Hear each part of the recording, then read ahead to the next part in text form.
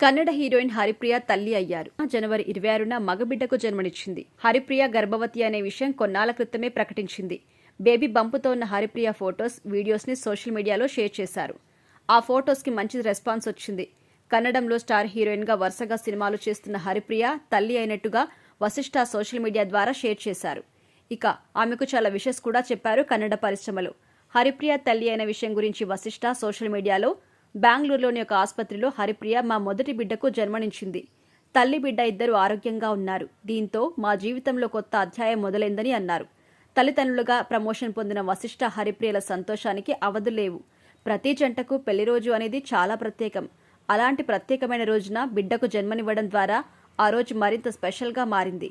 హరిప్రియ వశిష్ఠాల ఫ్యామిలీకి జనవరి 26వ తేదీ ఇకపై మరింత స్పెషల్గా కూడా మారబోతోంది. హరిప్రియ వశిష్ఠ ప్రేమించుకుని పెళ్లి చేసుకున్నారు. వీరి మధ్య ప్రేమ వ్యవహారం గురించి పెద్దగా చర్చ జరగకుండానే సైలెన్స్ మెయింటైన్ చేస్తూ వచ్చారు. 2023లో పెద్దల సమక్షంలో పెళ్లి చేసుకున్నారు. హరిప్రియ సినిమాలు కొనసాగించారు. ప్రస్తుతం హరిప్రియ చేతిలో పలు సినిమాలున్నాయి. ప్రెగ్నెన్సీ కారణంగా మధ్యలో ఆగిపోయిన సినిమాలను 2-3 నెలల్లో తిరిగి ప్రారంభించే అవకాశం కూడా ఉంది.